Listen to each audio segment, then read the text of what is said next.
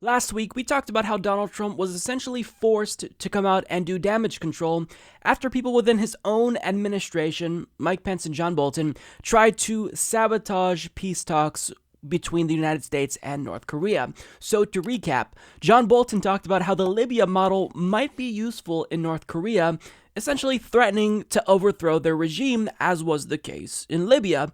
And afterwards, Mike Pence doubled down on that statement. However, after those two warmongers made that comment, Donald Trump came out and assured North Korea and Kim Jong-un that any peace deal will in fact include a provision that protects Kim Jong-un. We will not overthrow him, but regardless, those two neoconservative goons got exactly what they wanted. They pissed off the North Korean regime, which led to a North Korean official named Cho Son-hui to call Mike Pence a political dummy and stated, quote, "Whether the US will meet us at a meeting room or encounter us at nuclear-to-nuclear showdown is entirely dependent upon the decision and behavior of the United States." And after she made that comment, the very next day, Donald Trump came out and announced that he'd be canceling the meeting and basically threatened to nuke North Korea. Many things can happen, and a great opportunity lies ahead potentially. I believe that this is a tremendous setback for North Korea and indeed a setback for the world. I've spoken to General Mattis and the Joint Chiefs of Staff and our military, which is by far the most powerful anywhere in the world, that has been greatly enhanced recently, as you all know, is ready if necessary.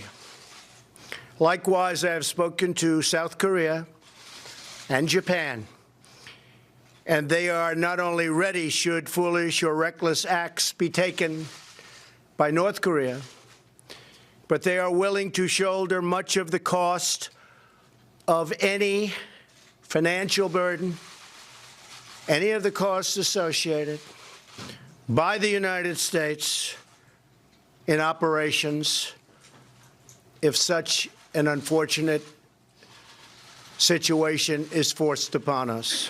Hopefully, positive things will be taking place with respect to the future of North Korea. But if they don't, we are more ready than we have ever been before. Yeah.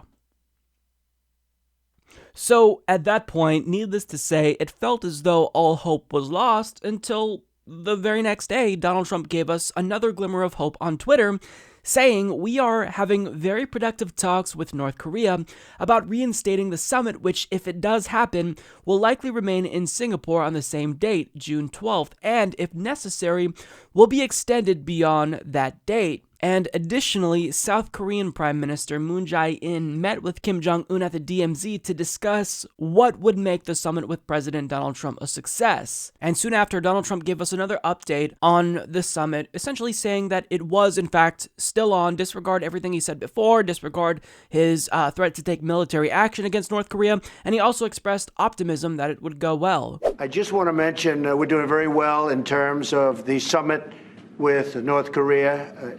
Looks like it's going along very well. As you know, there are meetings going on as we speak in a certain location, which I won't name, but you'd like the location. It's not so far away from here. And I think there's a lot of goodwill. I think people want to see if we can get the meeting and get something done. If we got that done, and if we can be successful in the denuclearization of the Korean Peninsula, it would be a great thing for North Korea. It would be a great thing for South Korea. It would be great for Japan and great for the world, great for the United States, great for China. A lot of people are working on it.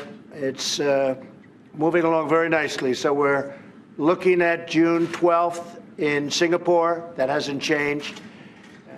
And it's moving along pretty well. So this is all really difficult to follow along. So to recap, Donald Trump went from protecting Kim Jong-un, or essentially saying that he would protect Kim Jong-un, to then threatening to basically bomb North Korea, to then saying, I'm actually optimistic about the prospect of peace at this upcoming summit. All of this happened within the span of 1 week. And really, I wouldn't be surprised if it changed again. And this is all incredibly odd to me. I don't get how Donald Trump is able to so easily oscillate between opposite ends of the spectrum. Most normal people in this situation who announced that they'd be canceling a meeting with a hostile foreign government would only threaten to sever diplomatic talks for the foreseeable future or something like that. But Trump threatened to take military action. He essentially threatened to bomb them. So he's either hot or cold. There's no in between. There's no meeting Kim Jong-un in the middle. He either wants peace with them or he wants to bomb them. So this level of volatility is embarrassing because it's showing that Donald Trump is incapable of acting like an adult for at least a couple of weeks. He can't refrain from threatening them as he's trying to secure a peace deal.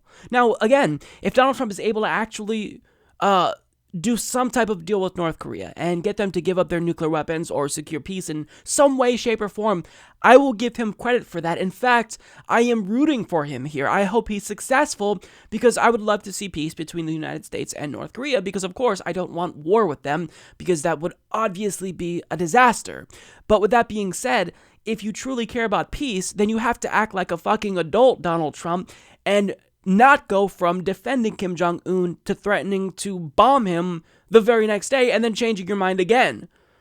I mean, if you can't make up your mind between wanting to bomb a country or be friends with them, then maybe it's the case that you're just not suited for this job. But we all know that Donald Trump is in way over his head. But with that being said, I think that Kim Jong-un is also in way over his head. So, I mean, they're kind of on the same level, both in terms of volatility and intelligence. So maybe it could work. I have no idea. But I just want to say to those of you who came to this video looking for clarity, I'm sorry, but I don't know what the hell is going on. Nobody really knows what's happening in this situation, and it's almost impossible to predict the outcome. Let's all just cross our fingers and toes and hope it goes well. But chances are, Donald Trump is going to change his mind at least 4 or 5 more times before the summit actually takes place. But look, we all want peace. It's just a matter of whether or not Donald Trump can act like an adult for at least another couple of weeks. We'll see. Support this podcast by becoming a patron at patreon.com/Humanist Report.